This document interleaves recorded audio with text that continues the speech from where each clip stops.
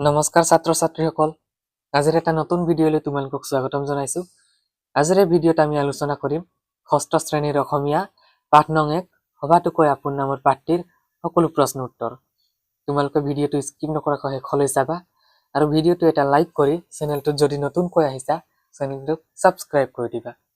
তেন্তে বলা আজি ভিডিঅ'টো আৰম্ভ কৰো। কুৱেশ্যন নম্বৰ 1ত দিয়া আছে কবিতাটি শুদ্ধ উচ্চাৰণেৰে স্পষ্টকৈ পঢ়া। ছাত্ৰ ছাত্ৰীয়ে নিজে কৰা। তোমালোকে কবিতাটো শুদ্ধ উচ্চাৰণেৰে পঢ়ি লবা। কুৱেশ্যন নম্বৰ 2ত দিয়া আছে কবিতাটি আবৃত্তি কৰা। তোমালোকে কবিতাটি শুদ্ধকৈ নিজে আবৃত্তি কৰিবা। কুৱেশ্যন নম্বৰ 3ত দিয়া আছে কোৱা আৰু লিখা। কটোত দিয়া আছে কবিয়ে কাক কাক হবাটোকৈ আপোন বুলি কৈছে। উত্তৰ আছে নিজৰ আইক, নিজৰ দেশখনক আৰু নিজৰ মাতৃভাষাক কবিয়ে হবাটোকৈ আপোন বুলি কৈছে। খটোত দিয়া আছে কবিয়ে প্ৰাণৰ চিনাকি বুলি কাৰ কাৰ কথা কৈছে। কবিয়ে প্ৰাণৰ চিনাকি বুলি গাঁও নগৰ জান জুৰিৰ কথা কৈছে। গটোত দিয়া আছে কবিতাটিত অন্তৰৰ ভাৱ কিহেৰে প্ৰকাশ কৰা বুলি কৈছে। ইয়াৰ উত্তৰ দিয়া আছে নিজৰ মাতৃভাষাৰে।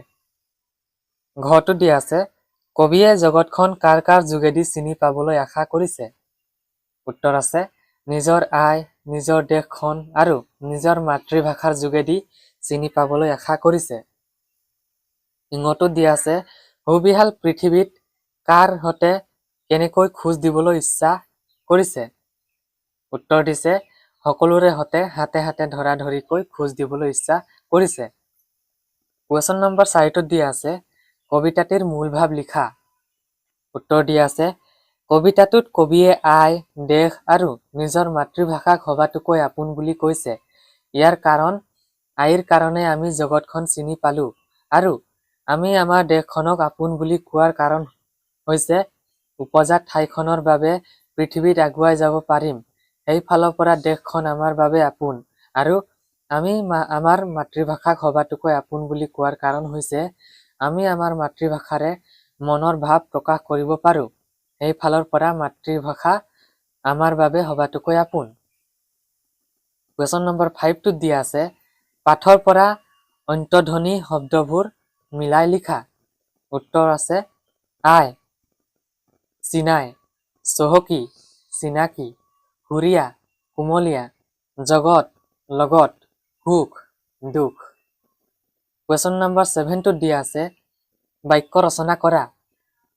শুৱনি, পথাৰখন ধনেৰে শুৱনি হৈ পৰিছে। শুৱনি, পথাৰখন ধানেৰে শুৱনি হৈ পৰিছে। সুৰীয়া, আমাৰ মাতৃভাষা সুৰীয়া নহলেও আমাৰ বাবে সদায় আপোন। ধুনীয়া, পঞ্চী দেখিবলৈ ধুনীয়া যদিও পঢ়িবলৈ নোৱাৰে। চহকী, মানুহজন চহকী যদিও অহংকাৰী নহয়। কুমলীয়া, ৰহিমে নিজৰ মনৰ ভাৱ ঋষভৰ আগত কুমলীয়া ভাৱে প্ৰকাশ কৰিলে।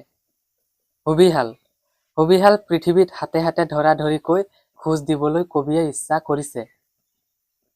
কুৱেশ্যন নম্বৰ 9ত দিয়া আছে তলত দিয়া শব্দবোৰৰ নঙৰ্থক ৰূপবোৰ লিখা।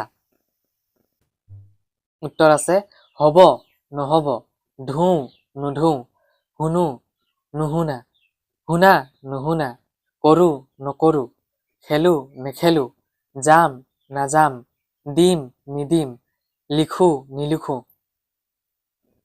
কুৱেশ্যন নম্বৰ 11ত দিয়া আছে উপযুক্ত শব্দৰে খালী ঠাই পূৰ কৰা। ক, মই মোৰ আইক ভাল পাওঁ। খ, মই মোৰ মাতৃভাষাক শ্ৰদ্ধা কৰো। গ, আমি আমাৰ স্বদেশক লৈ গৌৰৱবোধ কৰো। হাতৰ ভাঙা। ক, নাকত বহি কাণত ধৰে এনে বস্তু ভাল পাই নৰে। ইয়াৰ উত্তৰটো হৈছে চশমা। খটো দিয়া আছে ক আইটি টপৰাই কাটি নিলে বাঢ়ি যায়। উত্তৰ আছে সূতা। দি মৰিল কোন। উত্তৰ আছে দধিচি। নিদি মৰিল কোন। নি মৰিল কোন। ৰাৱণ। নিদি মৰিল কোন। দুৰ্যোধন। নকৈ মৰিল কোন। জয়মতী। তেন্তে ছাত্ৰ ছাত্ৰীসকল আজিৰ ভিডিঅ'টো ইমানেই। ভিডিঅ'টো যদি ভাল লাগিলে এটা লাইক কৰি এনেধৰণৰ কুৱেশ্যন এনচাৰ সমূহৰ লগত জড়িত ভিডিঅ'বোৰ নিতৌ পাবলৈ তোমালোকে চেনেলটোক ছাবস্ক্ৰাইব কৰি লোৱা। ধন্যবাদ।